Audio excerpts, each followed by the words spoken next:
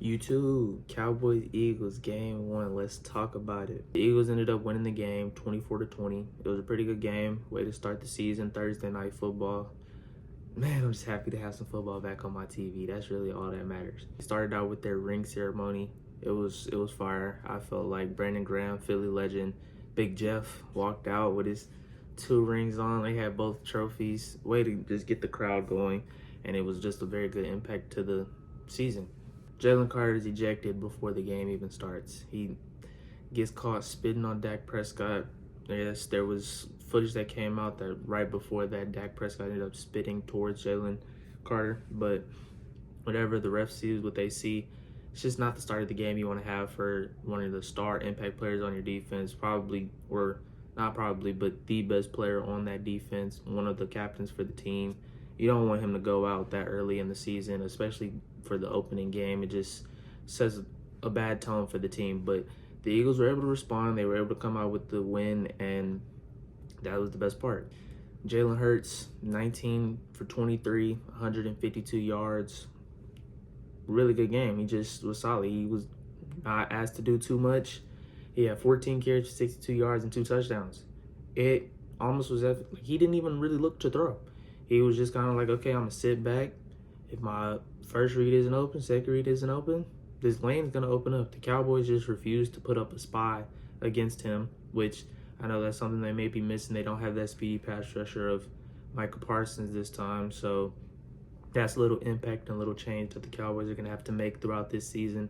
But Jalen Hurts, he sat back, waited. Once the lane opened up, he just took off. And he did it consistently throughout the first half, almost halfway through the third. That's all he wanted to do. Saquon Barkley, reigning Offensive Player of the Year. I know he was feeling a little slow. It's just the Super Bowl slump that every team gets into. It happens in every sport.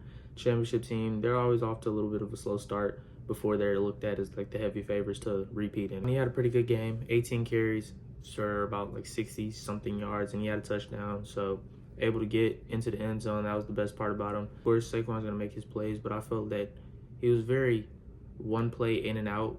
And I feel like he didn't do that as much last season. He was kind of like, hey, give me the ball 4 straight times. I didn't feel like he did that as much in this game. But again, it's game 1. He could probably heat right back up game 2, game 3, and break out for 150, 160 next game. So A.J. Brown, 1 target, 1 catch for 8 yards. And that 1 target didn't come until pretty late in the 4th. Like that, it was just, I don't know. It's almost as if he wasn't in the game plan. But like I said, it didn't look like Jalen Hurts was looking too much to throw the ball. He was just trying to, hey, let's go in here. Let's get a win. It's our ring ceremony. We're just going to do what we have to do. I'm not going to try and force no deep shots. He had a deep shot to Jahan Dotson that was coming right out of the lightning delay that they had. And that was pretty much like his only big deep shot the whole game. A.J. Brown had the 1 target and had his 1 catch, and that was pretty much it. For the whole rest of the game, he was kind of non-existent. With not having your wide receiver 1 really in your game plan, having 8 penalties for 106 yards, and the Eagles were still able to come out with the win. So it's like, if you have a team that's having so many penalties, their star player got ejected before the game could even start, and their wide receiver 1 has 1 target and 1 catch all the way up until pretty much the game's ending in the 4th quarter, these are a lot of things that you got to be able to pick on that the Cowboys just weren't able to pick on. Going into the Cowboys, I feel like they held a really good game too. Dak Prescott, 21 for 34, 188 yards. He wasn't able to get any passing touchdowns, but he also didn't throw any interceptions, which is a great thing. Him coming back off of his injury, it looks like this season he's ready to be aggressive. He's throwing it up there. He's giving his receivers, his tight ends, he's giving them a chance. I got playmakers out here. I got George Pickens on the outside. I'm going to give him some shot plays. I got CeeDee Lamb. I'm going to give him 8-9 targets a game and see what he can do. 4 drops. We'll get into that later, but 4 drops. There's some hospital balls, but he's throwing them, so I can't blame him. Dak is coming out. He's trying to be aggressive. He's trying to show that, hey, I'm back. I can make a play. Javonte Williams. He was a new addition. They picked him up this offseason. Came over from Denver. He had a really good game. He had about 15 carries, 54 yards, and 2 touchdowns. But I think he could be a very good impact to this team if he can stay healthy and he can be consistent. I feel that he was fighting for more than you would expect out of a guy that's out of a Dallas running back in these past couple years. You haven't really had that in a while for the Dallas to have like a rushing attack, which yes, he didn't really just go crazy. It's not like he had a lot of too many yards, but 2 touchdowns, 13 for 54 yards.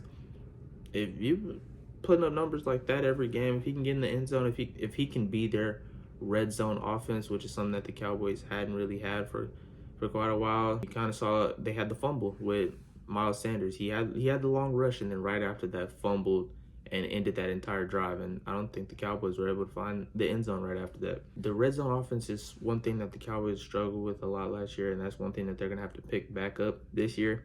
I feel like having a lob ball threat of George Pickens in the end zone is really going to help. CeeDee Lamb is a matchup nightmare for anybody, corner, linebacker, it doesn't matter. Javonte Williams, who's able to power through and push through and get you 5 yards whenever you need that in the goal line, there's nothing else you can ask for. CeeDee Lamb was my other big impact player for the Cowboys. 7 catches, 110 yards, no touchdowns, but he also had 4 drops. That's one thing you have to mention, because it's not like CeeDee Lamb to drop the pass like that, especially 4 times. He came off last season, this past season, he had 7 total drops the entire season, which was a career high. And he started out this season with 4 in the first game. Like I said, first game jitters, probably going to wash off. He probably can have max maybe 2-3 more drops for the whole rest of the season. He probably won't even have another drop. It's just, hey, you can see he turned the camera to him. He's like, hey, this is on me. Dropping a lot of passes, things that we're just not used to. He's also still just a matchup nightmare. No matter what, give him the ball in space, he's going to make a play. He's going to make a play. That's just CeeDee Lamb. Big impacts that I have from this game were, hey, the Cowboys, I want to see more George Pickens, CeeDee Lamb routes on the same side. I feel like those 2 receivers are matchup nightmares for anybody right now. So you can find ways to scheme them both open a little bit more versus just giving, I mean, you're going to give George Pickens his one-on-one shots, but find more ways to layer the routes with him and CD, so that way they can't be double teams. George Pickens can maybe have a better chance on those deep shots versus, yes, he's with these physical corners of the Eagles, but give him a better chance. I just wanted to come on and be able to recap Thursday Night Football. Game 1, football is back, so let's be excited for the season. All right, y'all. Peace.